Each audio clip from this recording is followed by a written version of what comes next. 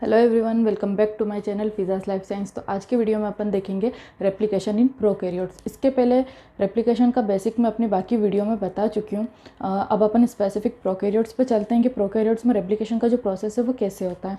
तो अपन किसी के भी रेप्लिकेशन की बात करें, चाहे वो प्रोकैरियोट्स हो या यूकैरियोट्स हो, दोनों के जो रेप्लिकेशन होते हैं ना, उसको अपन 3 स्टेज में अपने कन्वीनियंट के हिसाब से 3 स्टेज में डिवाइड करके पढ़ते हैं। अदरवाइज ऐसा नहीं होता है कि पहले इनिशिएशन हो रहा है उसके बाद वो रुक रहा है देन इलोंगेशन हो रहा है, ऐसा नहीं होता है। अपन अपने कन्वीनियंट के लिए पढ़ते हैं, तो इसलिए अपन इसको 3 स्टेज में डिवाइड करते हैं।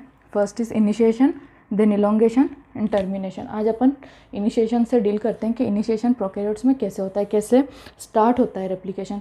तो एक मैं बता चुकी हूँ इसको थोड़ा डिटेल में, आपको पर्टिकुलर प्रोकैरियोट्स का नहीं लेकिन एक ओवरव्यू में दे चुकी हूँ कि कोई भी रेप्लिकेशन स्टार्ट हो रहा है तो उसके लिए अपन को एक स्टार्ट साइट चाहिए होती है। उस स्टार्ट साइट को पहचानने के लिए कुछ एंजाइम चाहिए होते हैं, जो जहाँ से रेप्लिकेशन स्टार्ट होना है वहाँ पे वो एंजाइम आके बाइंड करेंगे, उस साइट को पहचानेंगे। उसके बाद हेलिकेज लोडर हेलिकेज को लोड करेगा, देन अनबाइंडिंग होगी, देन आरएनए प्राइमर आएगा, वो न्यूक्लियोटाइड ऐड करेगा, देन पॉलीमराइज उसे कंटिन्यू करेगा। तो ये जो सारा प्रोसेस है मैं ऑलरेडी बता चुकी हूँ। तो अगर आपको बेसिक जानना है इसके कैसे होता है, क्यों आरएनए के न्यूक्लियोटाइड होते हैं, कैसे क्या होता है, तो सारा मैं पहले वीडियो में बता चुकी हूँ। मैं उसका लिंक डिस्क्रिप्शन बॉक्स में दे दूँगी, आप चेक कर लेना वो वीडियो।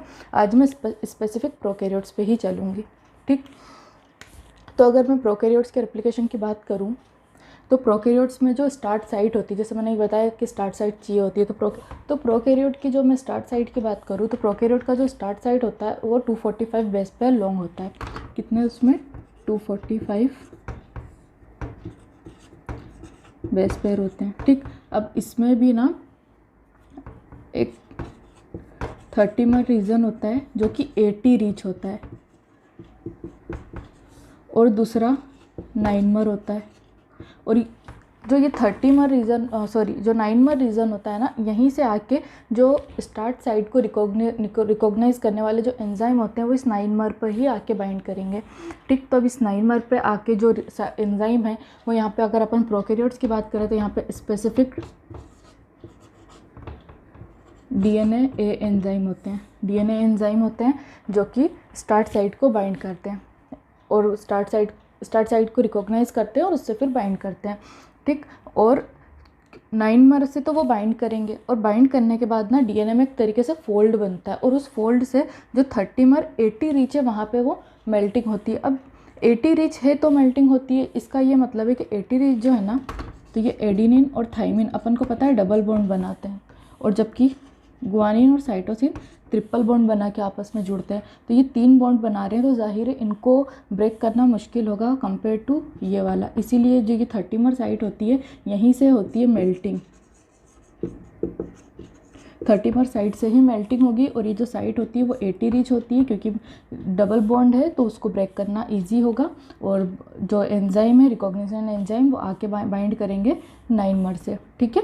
अब अपन इसको डायग्राम बेस पे समझते हैं। देखो, अब मान लीजिए ये कोई डीएनए है, ठीक। अब इस डीएनए में ये अपना 30 जो 80 रीच था वो इधर हो गया, और मान लीजिए इधर कहीं अपना 9 है, और ये पूरा ओरिजिन रिकॉग्निशन साइट है जहाँ से रेप्लिकेशन स्टार्ट होना है 245 बेस पेयर लॉन्ग, वो मान लीजिए वो ये है, ठीक है। इधर ये 9 है। तो अब जो एंजाइम होगा ना डीएनए है वो आकर के इधर बाइंड कर जाएगा इस तरीके से। मैं अगली स्टेप में बताती हूँ तो आपको ज़्यादा कन्वीनियंट रहेगा।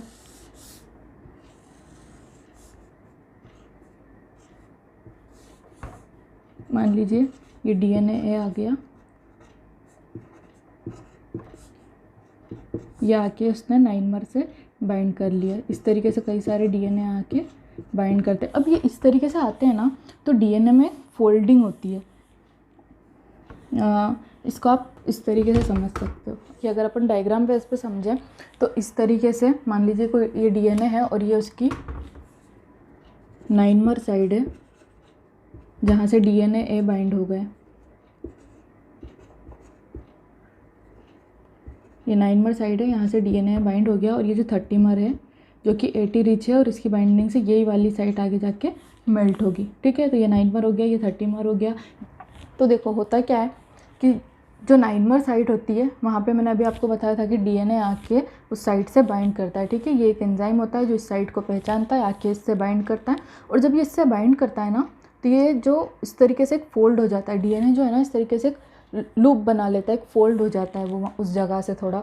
और जब इस तरीके से फोल्ड होता है ना, तो एक टेंशन क्रिएट होता है, और उसकी वजह से जो 30 साइट जो कि 80 रीच है, और अपन को पता है 80 रीच जो है वो जल्दी से, वो जो बॉन्ड है वो डबल बॉन्ड बनाते हैं और वो जल्दी से ब्रेक हो जाते हैं। तो ये जो साइट है ना, वो यहाँ के बॉन्ड टूट जाते हैं और यहाँ पे थोड़ी सी मेल्टिंग हो जाती है, ठीक है। अब इसको अपन अपने कन्वीनियंट के हिसाब से डायग्राम बना के देखें तो कुछ इस तरीके से होगा। ये अपनी 9 साइड इधर कहीं बाइंड करे हुए होंगे, डीएनए इस वजह से इस तरीके से फोल्डिंग होगी, फोल्डिंग की वजह से ये जो इधर 80 रिच साइड थी 30 उधर थोड़ी मेल्टिंग हो जाएगी, ठीक है। अब इधर मेल्टिंग हुई ना, तो अब आ जाएंगे अपने हेलिकेज लोडर और हेलिकेज। यहाँ पे हेलिकेज लोडर को यहाँ पे बोलते हैं डीएनए सी। तब ये दोनों यहाँ पे आ जाएंगे अपने डीएनए सी जो कि लोडर है, और डीएनए बी जो कि हेलिकेज है, ये दोनों यहाँ आएंगे।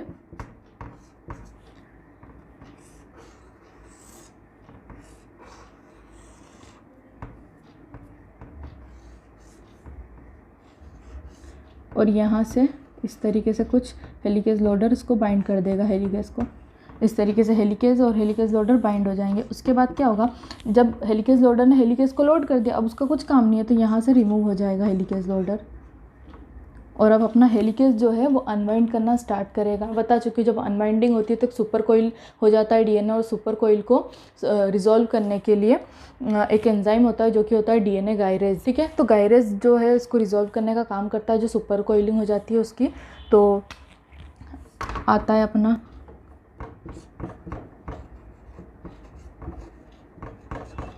और एक और मैं बता चुकी हूँ एसएसबी। ऐसे मेक श्योर करता है उन पे बाइंड होके कि अब ये वापस से बाइंड नहीं करे, वो खुद उस अलग हुई हुई स्ट्रैंड से एसएसबी खुद बाइंड हो जाता है, जिससे वो आप उनको वापस से बाइंड नहीं होने देता है। तो गायरेज आएगा और एसएसबी आएगा। तो अब यहाँ पे कितने एंजाइम हो गए, एक तो हो गया अपना हेलिकेज,